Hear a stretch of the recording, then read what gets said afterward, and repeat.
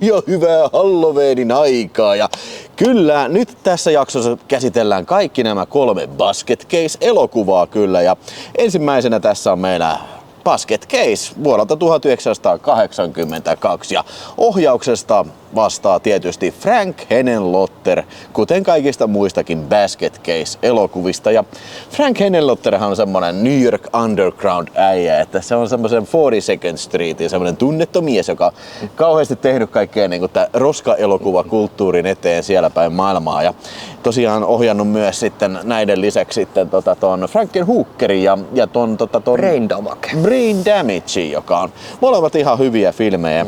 Ja sitten vielä se oli se Bad Biology oli yksi ja sitten lukuisan määrän kaiken näköisiä erilaisia komedioita sitten kyllä, mutta niin kun nyt, se mistä me tänään tosiaan puhutaan on tää hänen klassikkosarjansa tosiaan, joka lähtee sitten Basket Caseista. Eli tässä on tää äijä nimeltä Dwayne Bradley, joka on semmonen orpoäijä.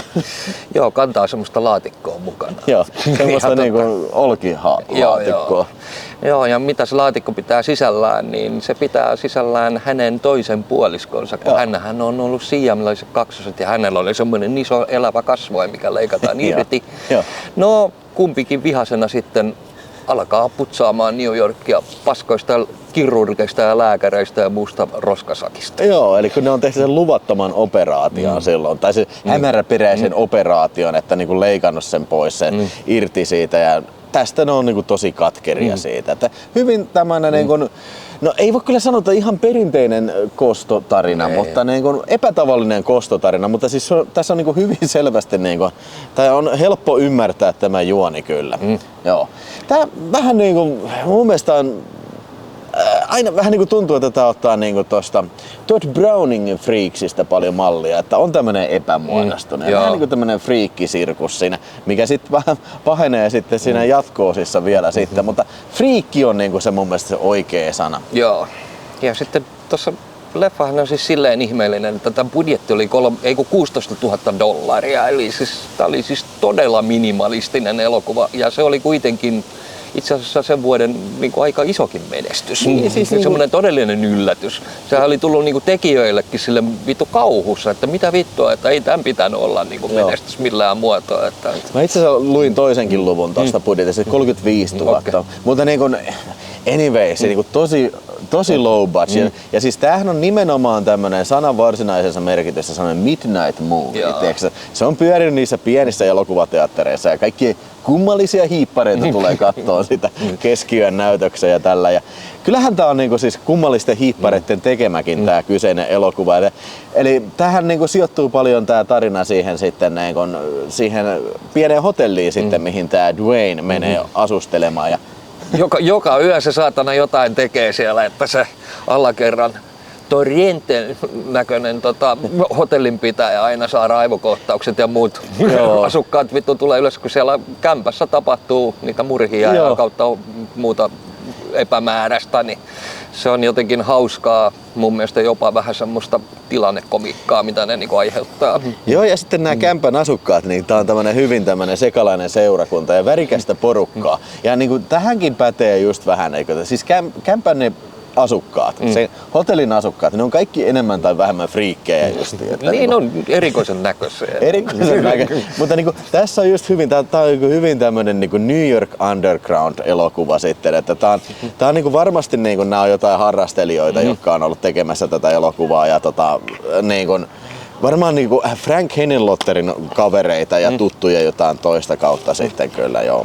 Tää on muuten se alkuperäinen kansi, mikä on ehkä enemmänkin tuttu. Muistatko Apasi, kun ekan kerran nähtiin tätä? Kyllä mä sen muistan. Kyllä joo, ekan kerran mä näin sen VHS-nä tosi todella kauan aikaa sitten ja seuraavan kerran sitten DVD:nä ja mielestäni mä oon nähnyt tän ehkä 2-3 kertaa. Joo, meillä tosiaan se meidän kaveri Ossi, niin sillä oli se leikattu UK-versio. Ja siis se oli oikeastaan aika nätisti leikattu, että siis ei sitä erottanut, että sitä oli leikattu, mutta 35 sekuntia. Joo, ja siis periaatteessa kaikki gore-tappokohtaukset oli leikattu siitä. Näytetään sitä juliste tässä. Joo, ja nyt me katsottiin toi siis Arrow-videon tää 4K Ultra HD julkaisu ja tää oli 16 milliselle kuvattu leffa ja täytyy sanoa, että niinku tosi hyvän näköinen niinku kuvanlaatu. Ja viimeis kun mä oon nähnyt tän, niin se oli tuolla Cinemadromessa. Niin mä kyllä voisin sanoa, että kyllä tää näytti paremmalta tästä nytten, kun siis tosi filmimäinen ja tosi terävä kuva kyllä. Ja yleensä kun on 16 milliselle kuvattu leffa ja se tulee 4K:lle, niin se näyttää niinku aika raffilta, mutta niinku, tässä ei ollut kyllä mun mielestä häiritsevän niinku semmonen niinku Rosone-rakeinen kuva. Että tää oli ihan hyvän näköinen kuva kyllä. Katsotaan, mä nyt vielä varmistan tän 16 milliselle. No tää ei kyllä sano tää takakansi sitä, että niinku, oliko se, no mutta jos se nyt oli sittenkin 35 niin sitten kyllä syö hatullisen paskaa saata. Mutta saakelisti ekstroja näyttäisi olevan tässä. Nyt ei kyllä katsottu niitä. Sitä itse elokuvasta piti vielä sanoa, että siis tää on yllättävän massiivinen tosiaan siihen budjettiin nähden. Tuossa oli 36 eri roolia. Niin kuin, että se on vittu, jos leffa tosiaan, niin kuin mitä mä sanoin 16, se oli 35. Kaksi vähän ristiriitaista tietoa nyt liikkeellä, mutta kuitenkin, niin millä helvetillä sä saat noin paljon porukkaa liikkeelle? Niin.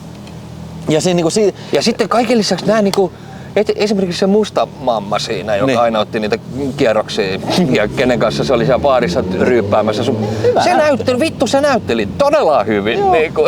Joo, ja sitten tää pääosan esittäjä äijä, niin kyllä se mun mielestä ihan hyvin näyttelee tässä. Niin ja sitten se Torrenten, se vitun alakerran äijä, se oli kans ihan vitun hyvä. Mutta siis sepä se, että tää on hirveen tämmönen jotenkin tuntuu, että hirveän tämmönen effortless, tämmönen luonnollinen elokuva. Kukaan ei tunnu siltä, että ne esittäisi tässä, vaan ne on ihan omia itsejään kyllä. Ja se täytyy myös sanoa, että siis näinkin pienen budjetin elokuvaksi, niin tässä on yllättävän hyvät tehosteet. Joo, niin kyllä se mun mielestä se itse se kasvain, se toimii, se on oikeasti todella hienosti tehty. Meinaan siis, se vittu nousee eloon ja hyppii naamaan kiinni ja ääntä pidetään ja näytetään vielä, kun se puree sun muuta.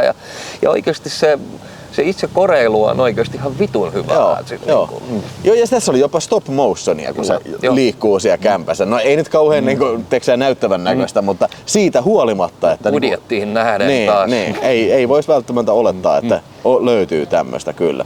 Kyllä tämä mun mielestä ansaitsee kulttimaineensa sitten. Todellakin, siis 82 vielä ja mun mielestä aikansa edellä oleva elokuva todellakin. Ja sit tosiaan, että se kertoo sitä menestyksestä, että tämä on saanut 2 jatko-osaa. Ja sitten Glickenhausin kanssa hän yhteistyö alkoi tämän jälkeen. Joo, eli James Glickenhaus, eli The Exterminator elokuvan ohjaaja sitten kyllä. Ja McBain tietysti. Kyllä. Mitäs heittäisit arvosanan? Joo, kuule 4 tulee ihan helposti. Ei ole mitään hätää. Joo, mä annan kanssa 4 ja sitten se vielä pitää mainita, että tää on tosi monta kertaa katsottu ja kyllä varmasti tulee katsottua vielä enemmänkin kertoja kyllä. Että kyllä tää on sen verran viihdyttävä elokuva eikä siinä mitään vikaa.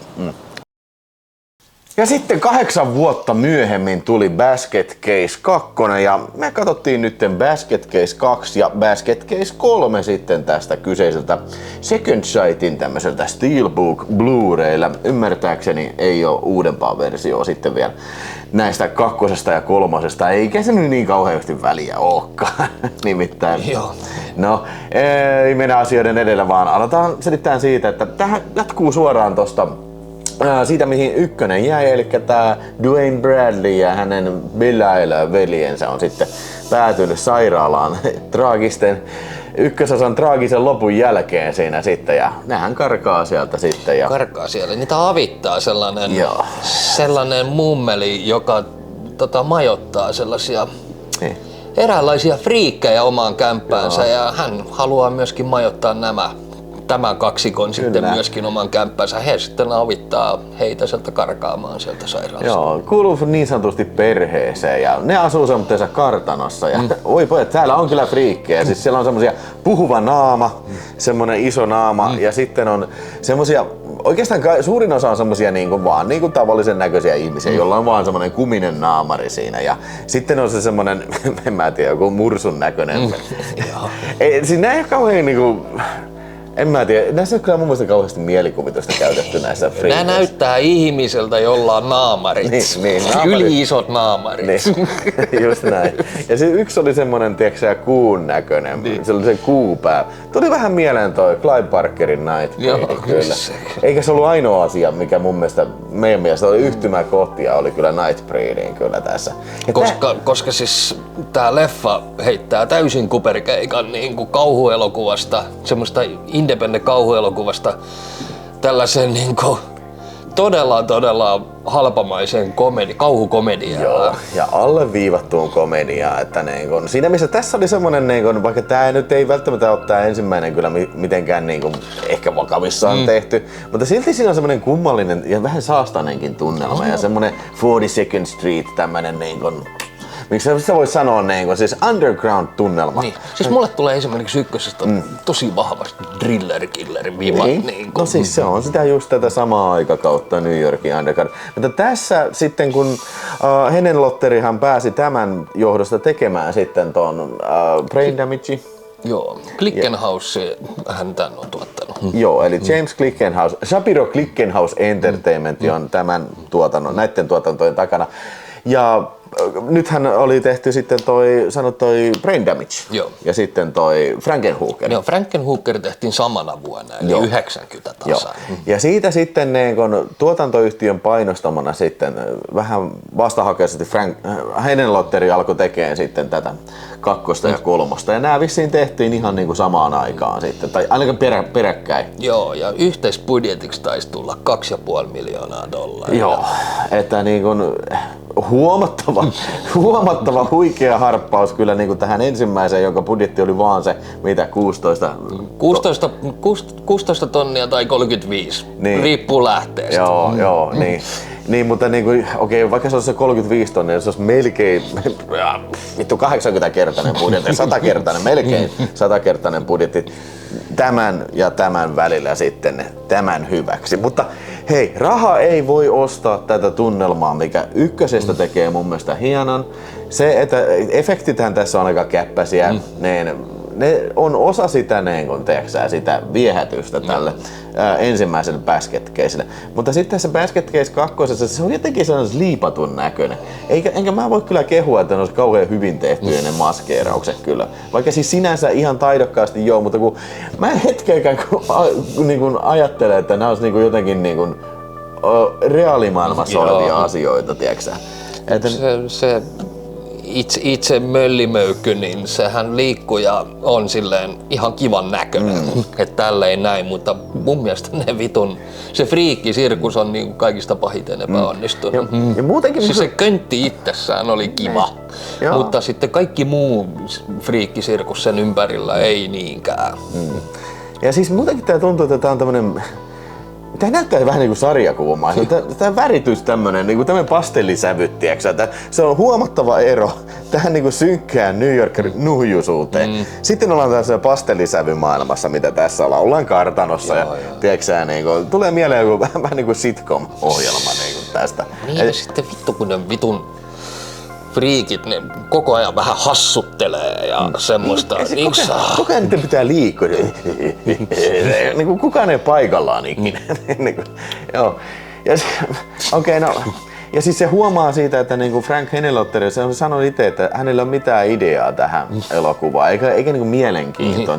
Huomaa, että ei oikein sellaista niinku inspiraatiota, ei ole niinku tehdä tätä jatko-osaa. Ja niinku varmaan Henenlotter olisi itse halunnut jatkaa justiin tällä Brain Damage ja Frankenhooker linjalla sitten, mutta raha on ratkaistava sitten ja tää pistettiin tekemään se sitten. Ja tää Dwayne Bradleyn näyttelijä, tää Kevin Von, mikä joku. Herra Jessus. Se on kyllä, se niin huomaa. Sitähän se jotenkin jopa sopii, kun se on semmonen vieton niinku siis maalaistollopoika. Mutta niin kun, tässä ei. Se sopii tähän myös sen takia, kun siinä on ne muut näyttelijät. Ne on niitä sellaisia alkuperäisiä ihmisiä siellä New Yorkista. Ne ei ole vissiin mitään näyttelijöitä. Mutta tässä nämä taitaa olla kaikki niin kuin ammattinäyttelijöitä. Joo. Niin se jotenkin niin kuin se ei niin kuin sovi yhtään sekaan siihen kyllä. Että mulla ainakin tulee semmonen niinku huonolla tavalla riitasointu siinä. Että niinku. Niin ja siis jumalauta, kun se on tuossa ykkösessä ihan oikeesti, siis nuori mies, nuoren miehen alku ja sitten tässä 8 vuotta myöhemmin, niin se on täysaikuinen ronskimies ja sitten näyttelytaidot on sen 8 vuoden aikana täysin unohtuneet. Joo, se näyttää Ray Liotilta, mafiaveljestä. Joo, mä sanoin, että jos tää jatka olisi vetänyt yhden jointin, niin se olisi ollut peilillä ja Ray Liotta on näkynyt vähän sirittänyt silmät sille. Joo. Ja lisäksi tässä on sekin perseestä, että, siis, että se verta ei juuri ollenkaan. Että muutama ihminen tapetaan, totta kai tässä on taas lehtinainen.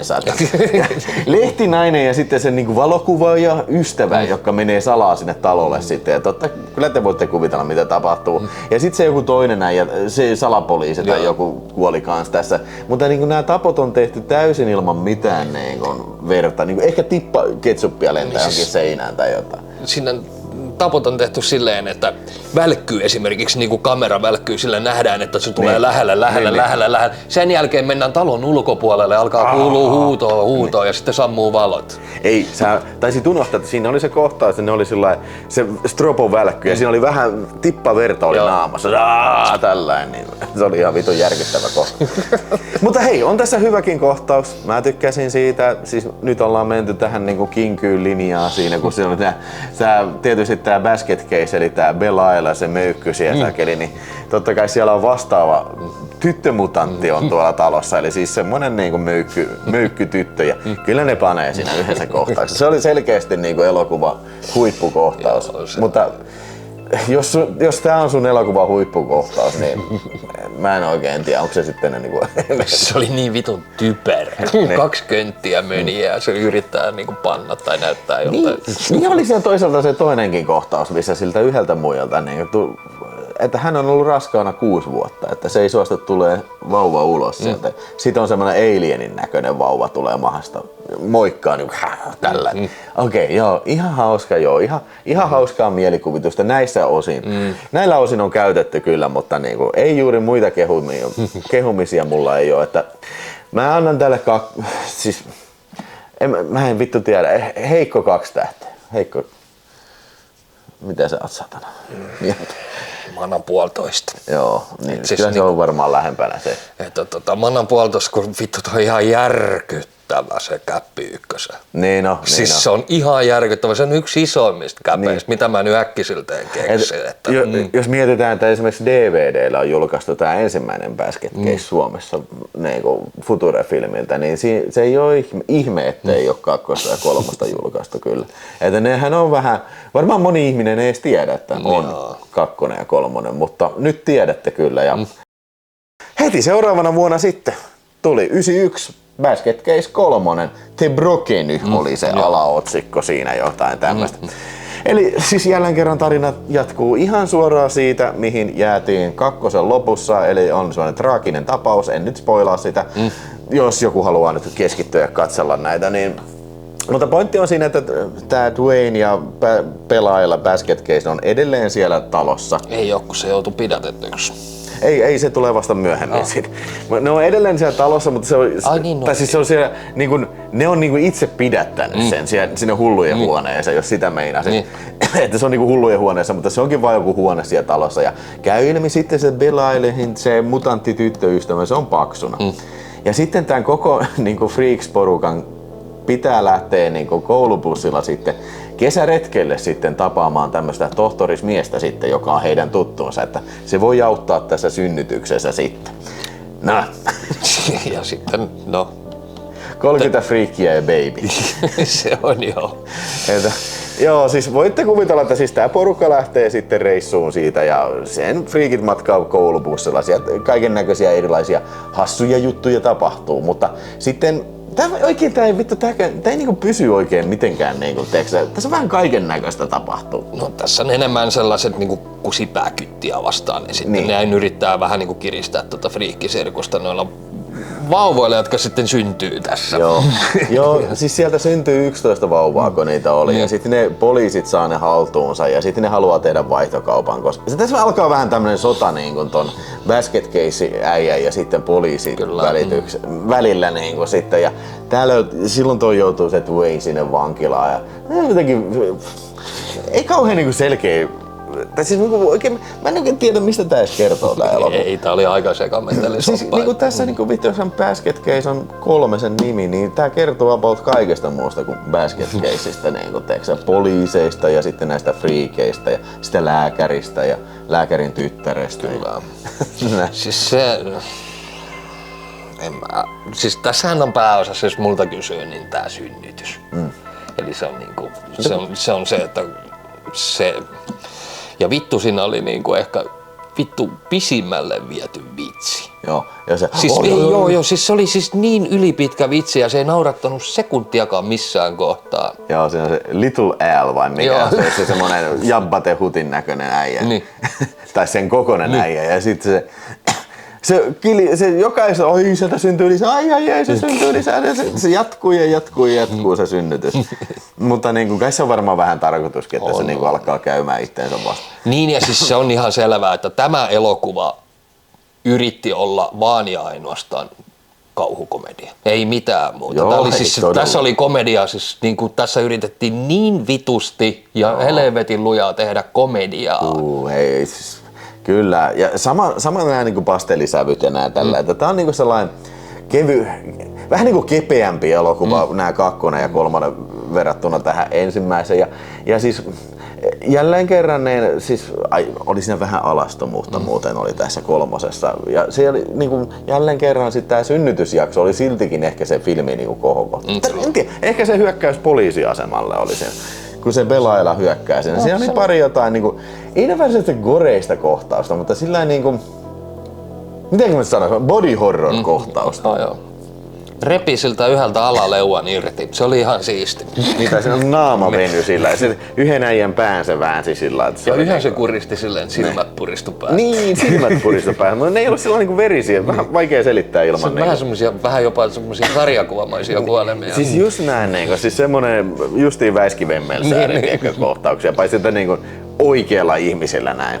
Niin ja sitten tää friikkisirkus pääsee myöskin vähän niinku yleiselle paikalle ja alkaa tämä ihmeellinen sekoilu. Tässä on semmoinen ravintolakohtaus, missä ne alkaa pistää paikkaa paskaksi. Niin tulee väkisin mieleen Gremlins. Ihan siis niinku... Joo, siis niinku kun puhuttiin aikaisemmin, niin se toi Nightbreed ja Gremlins, niin tulee mieleen ihan. Niin siis on sekametelisoppa niistä 2. Mut kyllä siinä nyt kuitenkin oli vähän yritystä, kun sitten tässä on selvästi niinku tämmönen loppukliimaksi. Sanotaan puoli tuntia tästä lopusta, oli ihan ok. Joo, siinä oli Aliens muun muassa nähty. Niin, joo, totta. joo, se niitäpäs. No siellä on semmonen robotti, missä on tää möykky on siinä keskellä ja sitten se lähtee niinku liikkeelle sille, kun sitä yrittää ampua, niin tulee semmoiset kilvet eteen. Ja se sen kytän pisti lihoiksi sillä laitteella. Se oli ihan hauska. Joo, siis kun se lähti siitä, kun siitä basket casea Belailia ammutaan, kun se on siellä korissa ja se vuotaa verta ja sitten ne vie sen sinne verstaalle tai sinne tohtori, se Big Al taas on siinä, vai mikä Big Andy tai jotain. Niin se niinku rakentaa semmoisen robotin, endoskeletonin sille ja se on vähän niinku Aliensista ja se on tosiaan luodin kestävä ja kaikkea. Se oli ehdottomasti elokuvan kyllä koho. Joten meillä on jopa 3 kohokohtaa tässä elokuvassa ja nämä on kaikki omalla tavallaan ihan viihdyttäviä. Kyllä tää on paljon parempi tää 3. Kyllä ja mun mielestä ihan... No se olisi voinut nämä kaikki jutut tapahtua tuossa 2. Musta tuntuu, että tätä ohjaaja sai niinku homman juonesta kiinni vasta viimeisen puolen tunnin aikana. Joo, niin on. Eli siis sen olisi pitänyt alusta asti 2 lähestyä vähän niinku kalkkunana. Koska tuo 1 oli oikeasti uskottava kauhuelokuva, niin nämä 2 ja 3 olisi pitänyt alun alkaen vähän niin kuin kieliposkessa lähestyä tätä hommaa. Niin tai siis tehdä sillain niin kuin 1 on tehdä, yrittää oikeasti tehdä kauhuelokuvaa, mutta niin kuin siis se huumori mikä siinä tulee, niin tulee siitä absurdista tilanteesta. Kyllä. Että niin kuin, eikä sillain niin kuin, että se on niin kuin tahalteen tehty, niin kuin se on siellä sketsejä ja tämmöisiä, mitä tässä koko ajan oli. Mutta joo, kuitenkin, niin, mitäs sä heität kolmoselle sitten?